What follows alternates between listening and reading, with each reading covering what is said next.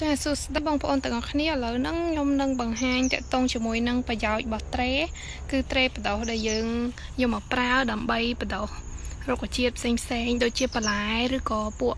អលឹកក៏បានល្ពៅក៏បានតសក់ផ្អែមក៏បានឥឡូវនេះគឺជាដើមតសក់ផ្អែមខ្ញុំនឹងបង្ហាញអ្នកទាំងអស់គ្នាតាក់ទងជាមួយនឹងប្រយោជន៍របស់ត្រេគឺតសក់ផ្អែមនេះមានអាយុ14ថ្ងៃហើយគឺថ្ងៃស្អែកគឺជាថ្ងៃដែលយើងយកវាយកទៅដាំនៅក្នុងរោងរបស់យើងនោះតែម្ដងចាគឺគ្រប់15ថ្ងៃគឺយើងយកទៅដាំបានហើយឥឡូវហ្នឹងយើងមើលឫសរបស់សសក់ផ្អែមទាំងអស់គ្នានេះឥឡូវហ្នឹងខ្ញុំដកឲ្យមើលយើងឃើញថាត្រេហ្នឹងគឺមាន104ប្រឡោះគឺវាក៏សមស្របក្នុងការបដោះកូនរបស់សក់ផ្អែមដែរឥឡូវហ្នឹងយើងដកមើលតែម្ដងអូហូនេះយើងឃើញថាឫសល្អមែនតែនតែតងជាមួយនឹងឫសរបស់សសក់ផ្អែមហ្នឹងគឺមានស្លឹក2ស្លឹកថ្មីរបស់វានឹងមាន2ហើយយើងមើលលក្ខណៈឫសគឺដកមកស្រួលតែម្ដងគឺអត់មានជាប់ដីនៅក្នុងរន្ធហ្នឹងទេចឹងហើយយើងយកវាយកទៅដាំតែម្ដងយកទៅដាំនៅក្នុងរោងដាំរបស់យើងហ្នឹង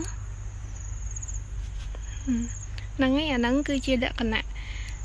ងាយស្រួលមានន័យថាប្រយោជន៍របស់ត្រេហ្នឹងគឺយើងអាចយកវាយកមកប្រើការបានដើម្បីបដោះកូនដំណាំយើងមុនពេលយកទៅដាំហ្នឹងគឺយើងបដោះក្នុងត្រេហ្នឹងសិនទៅបើសិនជាយើងយកគ្រាប់យកទៅដាំនៅដីតែម្ដងគឺវាមានហានិភ័យខ្ពស់ក្នុងការដែលវាមិនដុះការត្រូវដែលសត្វល្អិតដូចជាកដុរឬក៏សត្វផ្សេងហ្នឹងស៊ី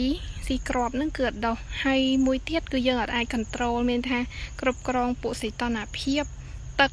សំណើមផ្សេងហ្នឹងឲ្យវាបានក៏ប៉ុន្តែបើយើងបដោះបែប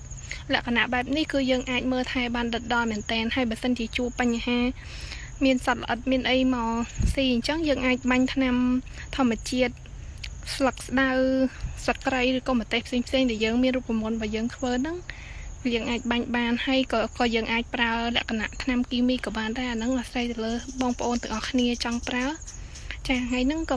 មានតែប៉ុណ្្នឹងទេតើតងជាមួយនឹងការបង្ហាញអំពីប្រយោជន៍របស់ត្រេបដោះហើយស្អែកហ្នឹងគឺជាថ្ងៃដែលខ្ញុំដាំតែម្ដង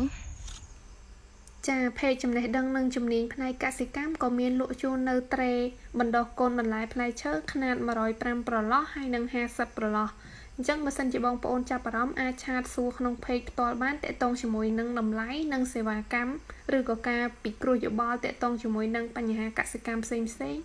គឺខាងខ្ញុំពេញចិត្តក្នុងការចែករំលែកទៅកាន់បងប្អូនទៅតាមចំណេះដឹងដែលមានផ្ទាល់ចាសូមអរគុណ